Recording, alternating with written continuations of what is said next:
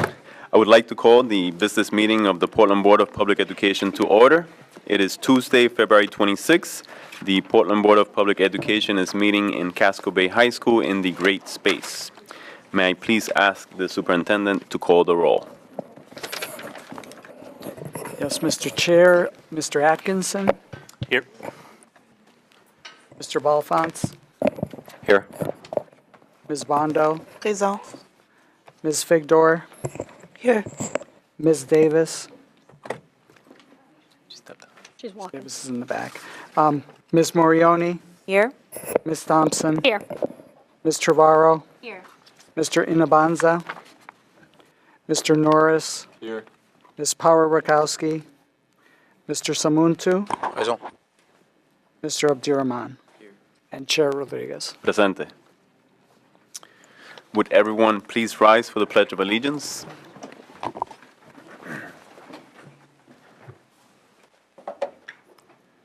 pledge allegiance to the flag of the United States of America and to the republic for which it stands, one nation, under God, indivisible, with liberty and justice for all. Thank you. For the report of the chair, I don't have anything formally prepared this evening. I did want to just point out, since we are in the actual meeting, that just prior to us starting, we had a workshop to discuss the pre-K expansion recommendation that came out of the curriculum committee. We had a really engaging conversation around that, and that'll come up on March 5th on our meeting for a board vote. And also wanted to point, prior to the workshop, the Enrollment and Facilities Study Commission held a public hearing, and they received comment from the community on the proposed recommendation that they're discussing. I wanted to point out, just once again, I think it's important to note that that commission has not yet made any formal recommendation to the board, and they will be meeting one more time for one final session to then finalize what would be a recommendation to the board. I want to take advantage of me having the mic in front of me to say that I was incredibly impressed by the number of people that showed up to that hearing, and specifically it warmed my heart, as it usually does, to hear our students show up and advocate for their own education. Regardless of whether we agree with their points or not, it is just incredibly important that we open space and that we value the voices of our students. You guys all know how much I care about that. And so to have a handful of them here today was just truly, truly special. Having said that, today we're having the report of the students from Portland High School, John Dal Norris. This is his first report from his high school, so we're all really excited to hear this. You have the floor, Mr. Norris. All right. Thank you. Thank you, Mr. Chair. Since the last report of Portland High School back in November, PHS has been very busy. We culminated another successful winter sports season where every single one of our MPA-recognized winter sports teams made it to the MPA playoffs. The wrestling team, led by state champion Zach Elowich, earned a first, second, and third at the states. Zach also won his class at the All-State Tournament, and will be moving on to the New England Championships this weekend. Varsity swimming placed in the top 10 in 4 events and finished 5th overall out of 23 teams at the state meet, thanks to an impressive performance by Will Kuchar, finishing 2nd in the 100 butterfly and backstroke. The Portland combined girls Nordic team won a close victory at the state championships just before break. Portland High boys and girls track placed in the top 10 in 6 events at the state meet, with an impressive performance by Jaden Apple, finishing 2nd in high jump and 8th in the triple jump. Lastly, the Portland High School team competing in the Maine High School Quiz Show, which is super fun. It's on every Thursday at 8. Now I'd highly recommend you watch it. Sweeped Gould Academy in their match earlier this month, and they will be moving on to the semifinals. And their next match can be viewed on Maine Public Television on April 18th at 8 o'clock. So moving on, PHS right now is just returning from a very relaxing winter break, but I think we're really returning in full swing ready to go back to school and other activities. So our March is full of a variety of new events and projects. So first of all, March is the time where Portland High students will be choosing their classes for the next school year. I've always seen this as a really important time in each student's academic career, especially as me, an upperclassman, because I, as well as my peers, will get the opportunity to shape our experience at Portland High School and what takeaways we will get to take into our lives outside of secondary education. So I'm really grateful to attend a school with such a wide and ever-growing variety of classes to take. So some of the new classes to be offered in the 2019-2020 school year include ROLE, or Ripple Effect Outdoor Leadership Education, which is going to be a course in collaboration with Ripple Effect, who does work at the other two high schools as well. So in this course, students will be able to hone their leadership and wilderness skills through classroom sessions and wilderness expeditions. Students will be able to leave this course with the training, skills, and necessary certifications nationally recognized to enter a career in outdoor leadership. So another really exciting new offering will be Honors History of American Slavery. So this course is going to build on other U.S. history courses at PHS, and as it investigates the expansion of slavery in America and how it created the American capitalist system as well as the great societal divide that led to the Civil War. This course is one of the many at PHS that offers dual enrollment. So students will have the option to receive college credit for the course HYT 141 at USM. So I think these are really two really great examples of how students can earn more than just high school credits from their classes. I also, listening to the EFS hearing earlier this night, I think it kind of reminded me of if option 2 does come, is selected by the board. I think if it does come forward and it is selected by the board, I think it'll definitely be taking away from the great variety of classes that are offered at each high school. I think that's really important, that we offer the option for students to build their education in whatever way they choose, especially in classes like this where they can earn credit outside of the classroom. They can earn certifications at paths and in internships as well. Just to wrap up, PHS has a number of events slated for the coming weeks and months. This Friday, on March 1st, the Teen Speak Out will be held during the school day at PHS. This is a student-led event where other students and teachers will discuss how to make Portland High a more inclusive and welcoming place. On March 12th, the PHS Endearing Bands and Orchestra will combine with their middle school counterparts in the All-City Concert at 6:30 in Deering High. Other events slated for March include the Student Council Winter Carnival and the PHS Talent Show. The end of March will mark the end of the third quarter and will bring Portland High School nicely into testing season. It's always a very fun time, especially for me.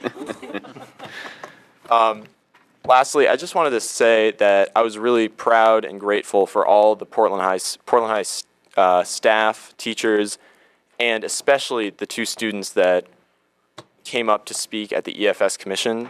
I'm really proud to have, aside from me, other members of the Portland High School community coming out and sharing their voice with the board. I think that connection is so absolutely necessary for us to do good work here. Thank you. Thank you, Mr. Norris. So that, I wanted to point out, was the final rookie report for all of our students. So all 5 of our student reps have now given one report since this new class came on. So, you know, you guys are on your own now. No, it was actually, I'm not going to help in that. So it is really, like I've said so many times, the student reports are important information for us to be aware of what's going on in the schools, and I look forward to them every night. Thank you so much, Mr. Norris. For the report of the superintendent. The poor superintendent that always has to follow those student reports. So I hope that everyone had a relaxing and rejuvenating February break. As Mr. Norris said, we're now on the back stretch of the school year. As an educator, I've always thought that these next few weeks are, between now and April break in particular, are prime learning time as we prepare for the end of the school year. And I am old enough to remember a time when that didn't mean that we were heading into testing season. Unfortunately, that is not our time now. From the district office perspective, this is also a very key point in the year, particularly as we enter what we know as the formal budget process. Over the course of the year, we've done much to prepare for this year's budget. I'm proud of the level of preparation that has gone into the budget, and we will be presenting it formally in mid-March. It has taken countless hours of preparation by staff, but also from you on the board and from members of the City Council and city staff, also from members of our legislative delegation, and countless volunteer hours by members of the Enrollment and Facility Study Commission, which, as you know, held a hearing on its recommendation before our meeting and the workshop this afternoon. I do want to point out that there were several media reports coming from the Associated Press that the projected savings from option two were $2.8 billion. We would have to not have school for 20 years to save $2.8 billion. And so if you think that what option 2 proposes is disruptive, that would be significantly more disruptive. Obviously, that was a typo, and it should have been $1 million with an M. So we are preparing for a community forum to preview budget priorities and explain how they connect to our Portland Promise goals. And that session is scheduled for March 6th, so next week, at Paths right here in the Great Space. I urge everyone who's interested in understanding our budget priorities to attend that session or follow our budget page on our website. I look forward to continuing to engage with the community in this process. Our February 12th Parent University session was rescheduled because of a snowstorm, and the screening of Screenagers, which is an award-winning documentary on teenagers and screens, will be tomorrow evening at Portland High. The film tells the story of families who are struggling over social media, video games, and internet addiction. Authors, psychologists, and brain scientists reveal how screen time impacts young people's mind and their development, and solutions to handle screen time and finding ways to balance digital lives are all topics that are explored in the film. After the screening, a panel of psychologists and other experts will lead a question and answer session. Ben Donaldson, Moore's principal, will facilitate the conversation, and the panels include Dr. Chris Reiger, our Director of Clinical and Behavior Support Services, Amy Leonard, one of our social workers at Rowe Elementary School, and Dr. Rosalind Gerwin, who's a child and adolescent psychiatry specialist at Maine Medical. I know from my own personal experience that this is a challenge for many families, not because of my son, but because of my wife. And I hope that many of them will join us tomorrow for this community conversation. Kindergarten and pre-kindergarten registration began yesterday and will extend to March 8th. And parents can find a link in each school's website to the district's enrollment page. So I urge parents to take advantage of this opportunity, as it also helps us to plan our enrollment and staffing for each school. Our Portland Promise Whole Student Goal speaks to the importance of creating well-rounded students. Our co-curricular programming is a key lever for achieving this goal, because we know that engaged students are more likely to succeed academically as they learn key aspects of being productive members of our community through their participation in individual and team pursuits. These activities help them to develop new skills, discover and hone their passions, and we're incredibly proud of our students' achievements over the coming weeks. And I want to take a moment to highlight some of our students' co-curricular accomplishments from the winter seasons. Because Mr. Norris covered Portland High School, today we're going to cover Deering High School's performances, which are also not too shabby. So let's start with co-curriculars. and you had a chance to meet Glynis or to become reacquainted with Glynis this afternoon during the EFS hearing. Glynis and Adian Reed are debate state champions for the Varsity Public Forum, and Aiden Bloom Levine and Lynn Nguyen are debate state champions for the Novice Public Forum. And all four of them have also qualified for nationals again this year. Chorus 4 and 3, four chorus students and 3 band members earned District 2 honors in the state contest, and 1 band member was named All-State, and one member is also going to the State Jazz Festival. In Poetry Out Loud, Alan Manga, who many of you know from last year's national competition, won in regionals and is competing at the state final on March 11th. In athletics, 11 varsity programs, so similar to the Portland story, all 11 of those programs competed in postseason play. Girls basketball, Delaney Haynes is semifinalist for Miss Basketball in Maine. In boys, the boys made it to the quarterfinal game, and Ben Onik is semifinalist for Mr. Basketball as well as the Gatorade Player of the Year. The cheering team at Deering won the Sportsmanship Award at the MPA State Class A meet. In boys wrestling, 2 of the boys wound up being state alternates, and in girls wrestling, Brooke Burkham won state championship in the 145 weight class and was also named wrestler of the meet.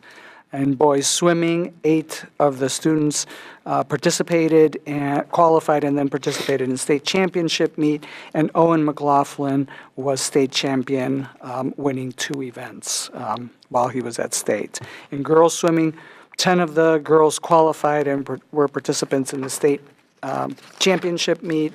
In boys indoor track, 14 students qualified and participated in the state championship. 2 qualified to compete at New England championships, and that was Alec Troxwell and Jerry Mixangelo. In girls indoor track, 11 qualifiers participated in the state championship meet, and 1 qualified to compete at the New England championship, and that was Hadley Poirier. In boys ice hockey, they're competing as we speak in the quarterfinals tonight. And girls ice hockey, the girls quarterfinal game, Emily Demers scored her 100th career point and is a semifinalist for the Becky Schaefer Award. And then not to take away from Portland, because it is a combined team of Portland, Deering, and Chevrolet, girls won state championship in girls Nordic, and boys placed 3rd in the state. So a very impressive year for our athletes and co-curricular participants, and as you know, that is a critical part of what we do as a district. So I'm very, very proud to bring all of those accomplishments. I would be remiss if I did not take a moment to also highlight the staff, including our athletic directors and coaches, parents, and others who make participation in these activities possible for our students. We obviously owe them our gratitude. And on a related note, at next week's board meeting, we will have a board focus session on possible solutions for addressing the decrease in student participation in football. And this will include a discussion of the ongoing community conversation about combining our high school football programs. We'll discuss what the Maine Principals Association is proposing to do about this issue at the state level, and also other possible solutions that our staff have been working hard to consider. And so I look forward to having that conversation with you next week. And then finally, I want to make sure that members of the community know that the board is scheduled for a training retreat on Saturday. This meeting will be held in the district offices at 353 Cumberland Avenue from 8 to noon, and we will be posting the agenda for that in the next day. And that concludes my report. Thank you, Superintendent. For the report of the Secretary, excuse me, consideration and action to approve the meeting minutes of January 8th, 2019. Is there a motion? Ms. Morioni, seconded by Mr. Atkinson. Any questions on the motion? None. Any public comment on the motion? None.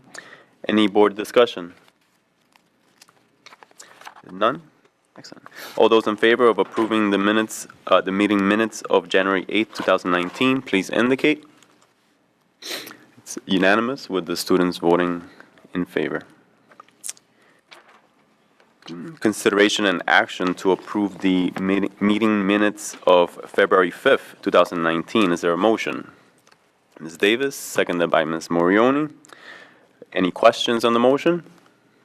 None. Any public comments? None. Any board discussion? None. Excellent. All those in favor of approving the meeting, of approving the meeting minutes of February 5th, 2019, please indicate. It's unanimous with the students voting in favor as well. So, report of the committees. For Curriculum Committee, Mr. Balfins. Yes, so the Curriculum Committee, we finished up the workshops for the pre-K expansion earlier this month, and then our next Curriculum Committee meeting will be March 26th at 6 p.m. at the district office. Thank you. Operations Committee, Ms. Thompson. Thank you. I was going to say Madam Chair. No, that's not good. I'll answer. That's good. You started. So, the last meeting was on February 7th, and we reviewed the operations priorities for 2019, and some of the first things that we're going to be working on are revising the sustainability/energy policy, and talking about study potential issues related to transportation and advise the board on that, potential for later starts, potentially for middle school, and then also tackling study issues related to food service and advise the board on some of those. So the list is not very short. There's quite a few things to tackle, but only can do so much in 1 year. Our next meeting is on Thursday, March 7th at 6 p.m. at Central Office, and I will be traveling out of state as of Tuesday for a week, so sounds like I'm going to miss lots of goodies next week. So Ms. Davis will be chairing the operations meeting in my absence. So thank you, Ms. Davis, and I will wait to other committee to talk about the DABC/BLAC and all those. Thanks. Finance and Personnel, Ms. Trobro. So I realize it's actually been a little while since we had a committee report, because we did the overall committee reports the last time. So in January, the Finance Committee met to hear the budget priorities for the 2020 budget from the superintendent and staff. Those three key areas that the district is looking to make investments this year are in the behavioral health continuum, content leadership and core instruction, and expanding access to universal pre-K. We then had a really good joint finance committee meeting on January 24th, where we were able to share that with the city council. I think we all came away from that feeling like we had a really great dialogue with them, and they had a very good understanding of our financial picture as well as our priorities. And on February 8th was when the governor released her budget. A week later, on the 15th, we got the ED 279s, which are the state district by district allocations. And we ended up receiving, on very cursory surface level, it looks like close to 700,000 over what we received last year. So that's a positive thing for us at this point. We have a next meeting scheduled for Thursday, the 28th, at district offices at 6 o'clock. We'll be able to kind of take I'm sorry, Ms. Davis, what was that? I think in the notice it said 5:30, so I wasn't sure if... 5:30? Okay, it's at 5:30. And we'll be able to take a little more detailed look at the EPS numbers and how that plays into our overall budget. And we'll also be able to look at the district goals in more detail with firmer dollar figures around them than what we saw initially in January. And that concludes my report. Thank you. Policy and Public Affairs, Ms. Davis?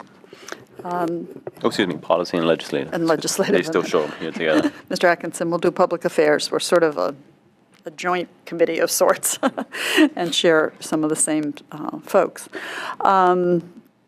We met on January 15th and began by reviewing social media use by staff policy in a draft form and beginnings of the work plan. We met again last night, and we had some issues around what time we were meeting. So that was one of the reasons I was checking, because we had both 7 and 7:30 showing up in different places, and that made it hard for both staff and board to know when we were meeting. Last night, we reviewed our work plan again. We reviewed the social media used by staff policy and sent that to Drummond Woodsum for a review. We're basically done with it unless they send it back to with something that needs our attention, so you may well see that come to the board fairly quickly. The other thing that we talked about is that we will be contracting as part of our regular work with Drummond and Woodsum.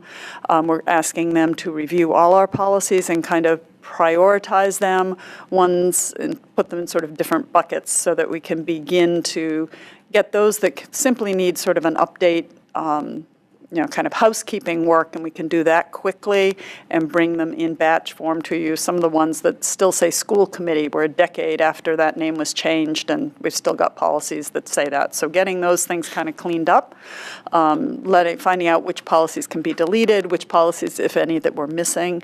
It's similar work to what they did in 2014 for us, and that will help the board to kind of get where we are now. And really, our goal is to try and get through as many of those policies as we can and get it up to date. And what we're going to start work on next is the superintendent job description and evaluation policies, and sort of see if we can draft something that we can bring to the board. The Finance and Personnel Committee. The Finance Committee is going to be very busy with the budget, but all three of the people on the policy committee are also on the finance committee. So we're going to take a look at those and see if we can draft something that could also come to the board and be an improvement over a fairly detailed policy that we currently have. And our next meeting is March 12th at 7 p.m. We finally figured out when it is at central office. Thank you. Public Affairs, Mr. Atkinson. Yes, thank you very much. We have two upcoming events on the public affairs, and there was a little bit of a spoiler alert earlier that our public forum, March 6th, is going to be on budget priorities. A couple of people have mentioned that, and I'm hopeful that we'll have a good turnout, both from the board and the public and other elected officials who are decision makers in our budget. And then we also have a new series that we're calling Coffee with Constituents that is going to be kicked off tomorrow morning. So tomorrow morning from 8 to 10 a.m. at Little Woodford's, at Woodford's Corner. We're going to have several board members available to chat with constituents and hear concerns or comments. And in a more sort of informal setting, and also available for folks who this time of day is not as convenient for. So just a new public outreach that that was brought up, I think, by Ms. Morioni at our last meeting. So it's very exciting. Thank you. Ms. Davis, you have something else? And I'm sorry, I just sort of forgot the legislative half, thinking about the policy half, but the legislative half of this committee has also been busy. We're regularly meeting every week with the city legislative committee and the city's lobbyist, and really tracking bills. Superintendent Botana's been there, Ms. Figdor's been there, I've been there, sometimes Chair Rodriguez has been able to also join us. And so we're really tracking, I think, in a very collaborative way with our colleagues on the City Council, bills that will have an impact either on personnel kinds of issues or on educational policy issues, and taking into account where is Maine school management coming down? Where are we in agreement? Where do we perhaps have a different take on the legislative outcomes we'd like to see? So we're really looking at these and tracking the bills, I think, quite nicely, so that we're weighing in when we need to and staying current with what's happening in the legislature and meeting regularly with our delegation. So I think during the time I've been on the board, this is one of the times that's really feeling collaborative with the city and a strong presence in the legislative arena. Thank you, Ms. Davis. Mr. Baldwin? I have a question for Member Atkinson just about the place of the coffee tomorrow.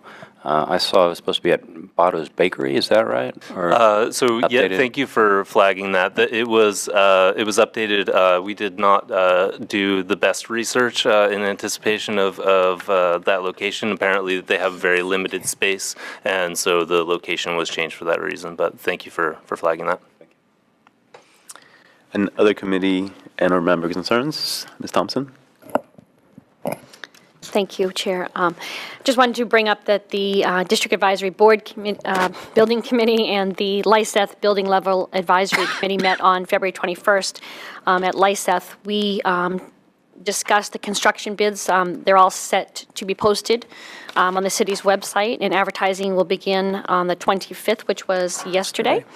And this is a really important milestone of this project. They also, Harriman presented an updated budget reflecting changes. One of those was the construction costs now include the $500,000 for the stormwater project, Phase 2 of the site circulation project. Harriman also presented a description of building commissioning, which was all new to all of us there. And just real brief, what is commissioning is it ensures that buildings are successfully delivered and operate according to the owner's project requirements and basis of design specifications. So, both committees discussed this at length. We had much discussion on the need and merits of hiring a third-party commissioning agent. And Councilor Duson, who is the co-chair of the Lyseth Building Level Advisory Committee, recommended or made a motion to recommend commissioning for the Lyseth project and to recommend the DABC include commissioning for the remaining projects. We did a roll call vote for that, and it was 12-1 in the yay at that meeting. And the bid opening date has been changed to March 28th at 3 p.m. This Thursday, the planning board approval process requires a neighborhood meeting, and this is scheduled for this Thursday evening, February 28th. And those affected parties in the neighborhood were sent information from Harriman about the meeting so that they can be updated as well. Currently, we have a March 21st joint meeting scheduled, but we probably will be rescheduling that because the bids don't get open until March 28th, and we would want to discuss the information from that. So be on the lookout for information on that. And I mentioned that, and that's it. Thank you very much. Thank you. Ms. Morioni? Thank you, Mr. Chair. So I just wanted to let the board know and the community know about the work of the Appointments Committee. And just as a reminder, the Appointments Committee includes Ms. Bondo, Ms. Trevorrow, myself, and Ms. Thompson. And the board had requested that the Appointments Committee go back to work out a process of how we appoint community members to our committees or advisory panels. And so that work, we met right before our vacation week, and we worked on a draft a new policy that doesn't currently exist, but we used other districts around the nation to inform our wording of this. So we went over it, revised it. So now we have it in draft form that I'm going to be requesting of staff to send to Drummond and Woodsum for their review before it comes back to the board for a first read. But the policy is BCF, and it's entitled Advisory Panels or Committees to the Board of Education. And it goes into a lot of specifics around how the board, the purpose of those is, or rather, the membership requirements of those, the actually, there's a lot of details in this. It's about a 3-page long policy that's very detailed. So I'm very excited. I think our appointments committee is very excited by our work. And we also included not only a policy, but we worked on a procedure. So it's BCF-R. So we have both of those in draft form right now that just needs review by a legal counsel, and then they'll be brought to the board for discussion and review. Thank you. Thank you. Excellent. So very ambitious workload for all the committees. I know how busy everybody is. Again, as I like to do often, I want to thank everybody for how hard everybody works and how much you contribute to the collective work. Consent items, will the superintendent please speak on this item? Yes, Mr. Chair, under Board Policy KCD, the school board accepts by unanimous consent contributions made to the school district. As required by that policy, all of the donations are listed in the board memo that accompanies this item, and as has been the practice, each donor will receive a written contribution acknowledgement expressing our heartfelt gratitude as well as for their tax purposes. I would like to thank the many generous contributors to the Portland Public Schools who have made donations of durable goods, goods of substantial value, and historical or commemorative significance. And the contributions this week are for Portland High School.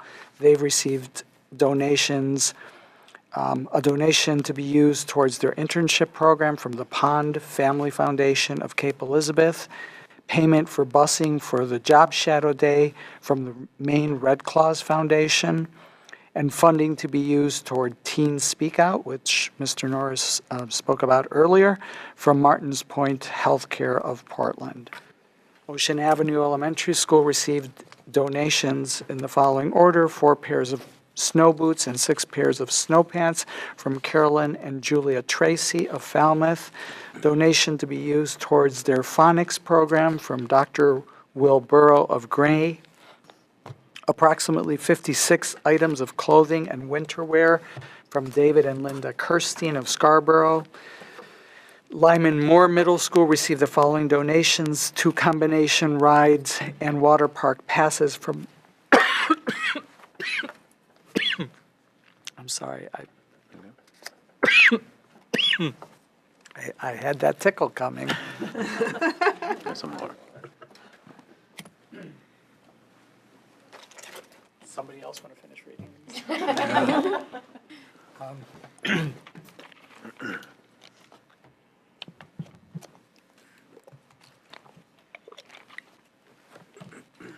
For general admission tickets to Sea Dogs game from the Portland Sea Dogs, a certificate for a Sunday night stay and breakfast for 2 from the Hilton Garden Inn of Portland, 6 public skate passes from Happy Wheels Skate Center of Portland, a certificate for 100 gallons of oil from Atlantic Heating Company of Portland, a gift certificate to Salvage Barbecue from Salvage Barbecue, 1 session of summer sports camp from the USM Department of Athletics of Gorham, and a 6-month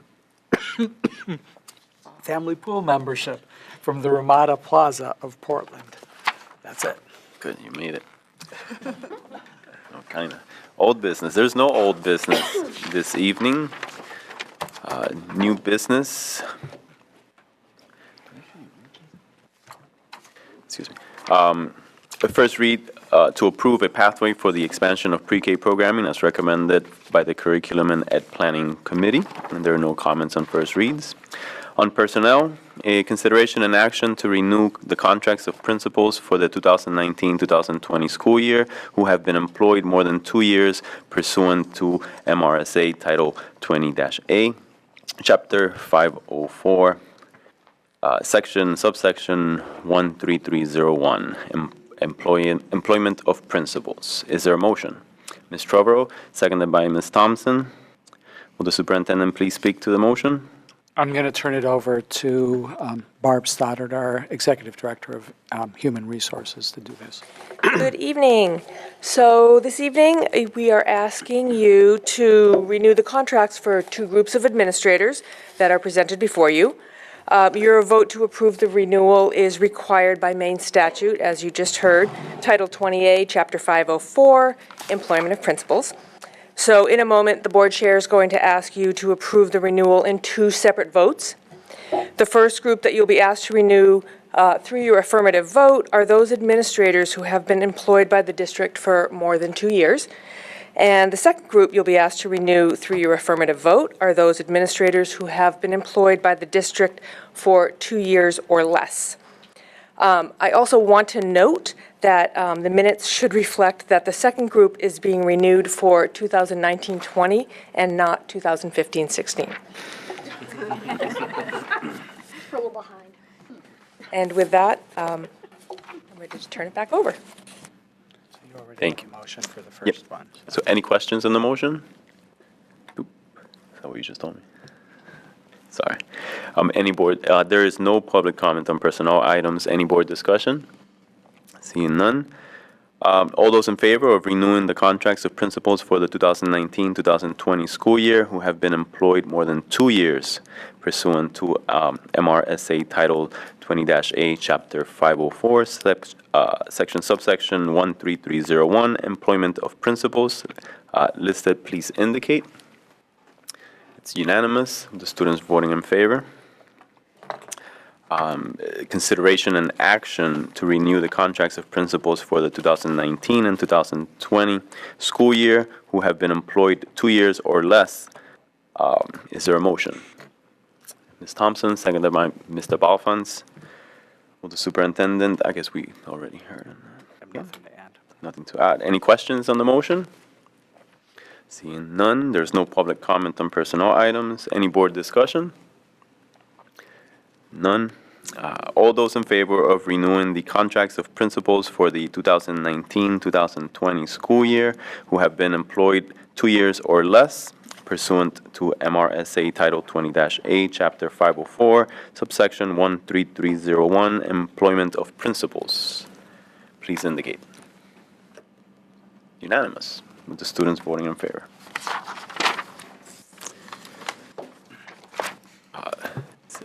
Given that it's before the hour of 10 p.m., is there any public comment on items not on this evening's agenda?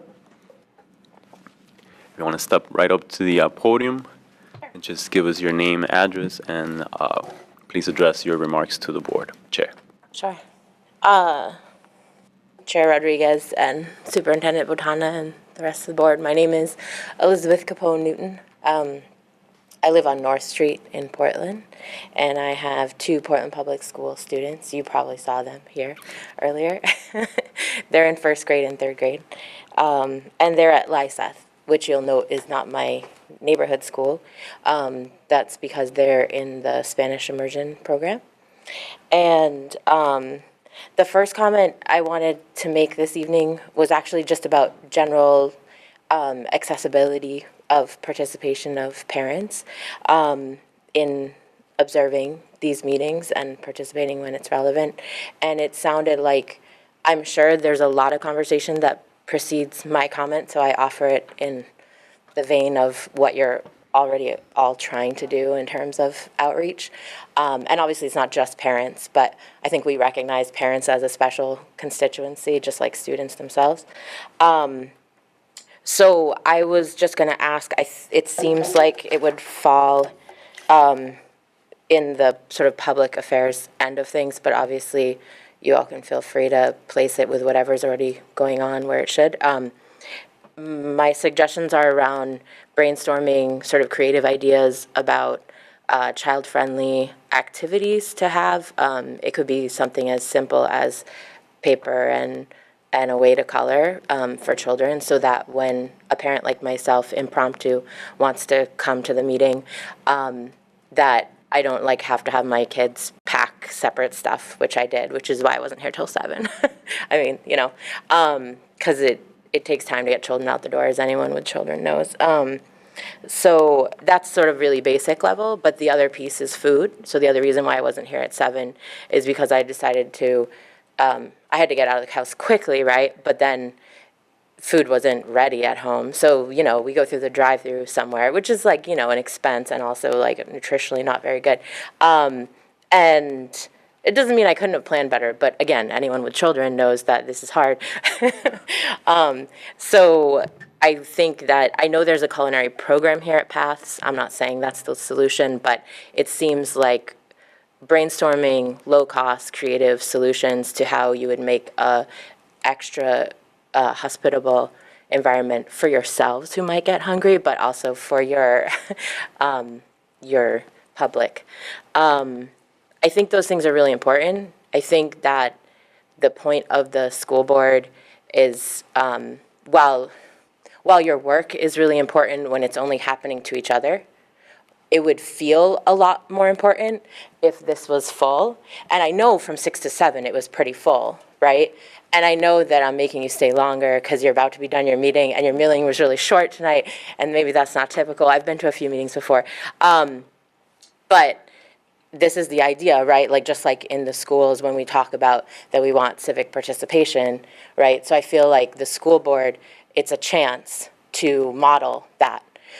So my other suggestion is around talking with adult ed about adult learning theory and what you can do. You have to follow your procedural things, right? But what you could do with your screen behind you and in other ways to make it easy for everyone to follow along and feel like they know where you're at and they know when they'll be able to talk and when they won't, and just make it as accessible. Like, think of yourselves as the teacher and we're the classroom and that's your job, right? And then we see how it becomes really hard to be a teacher, right? I've been an unofficial teacher in a lot of places.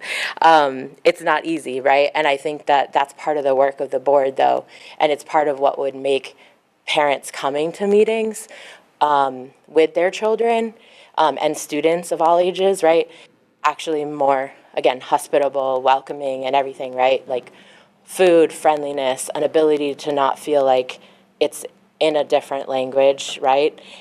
And speaking of language, that's another reason to try to have it be something that you can follow on and engage interesting strategies, because it's, even as a native English speaker with a lot of education, you know, I can find a way to catch up, right? But it's going to be even harder for families for whom English is a second language, right? So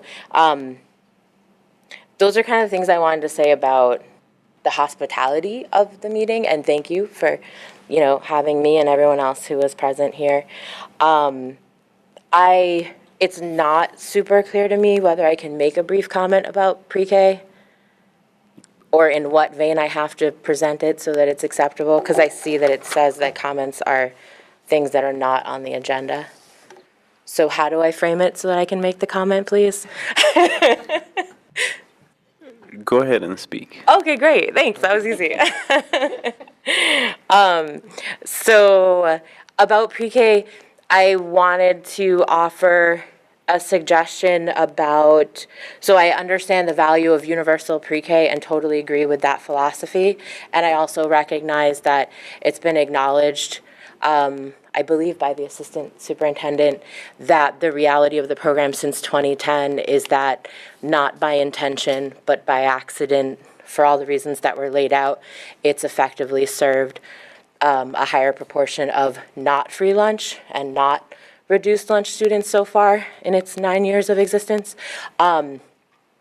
So recognizing that it's done that so far, and I think everyone follows me, right? Because the idea was 55% and 45%, but really the 45% have been the ones that stayed, and so they've probably been, I don't know what real percentage of the program they've been.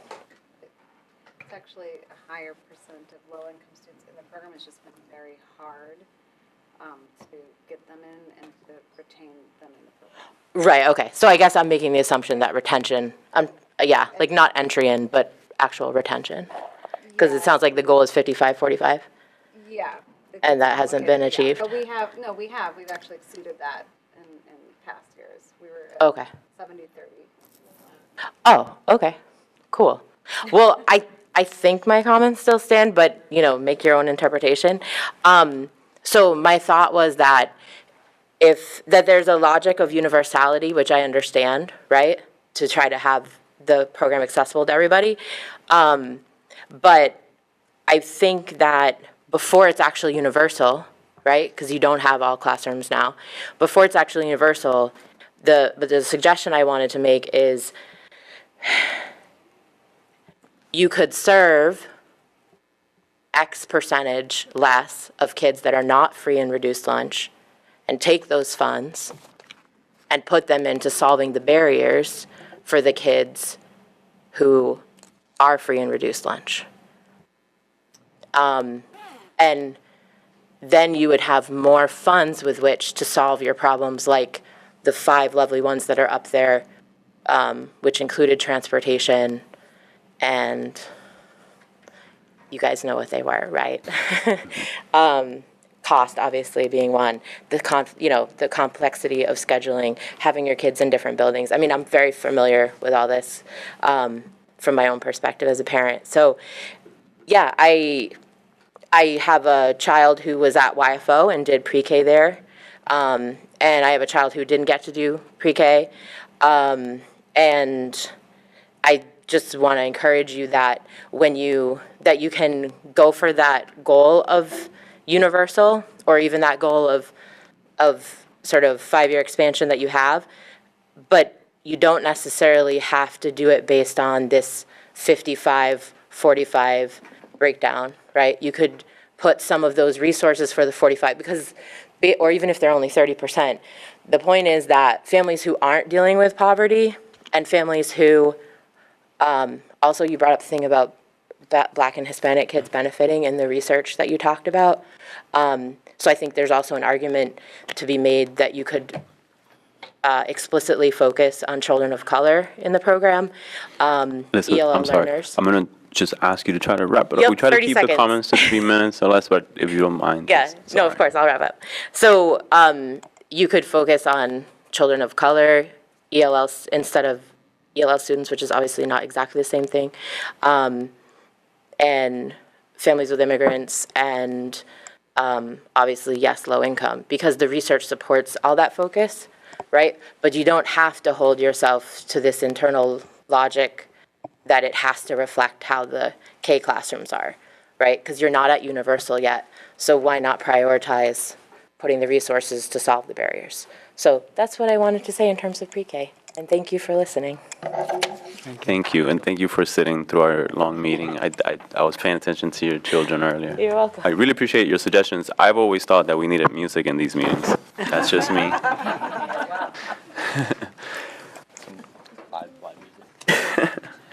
All right. Is there a motion to adjourn the business meeting? Ms. Davis, second by Mr. Atkinson. All those in favor, please indicate. It's unanimous. The students in favor. Thank you.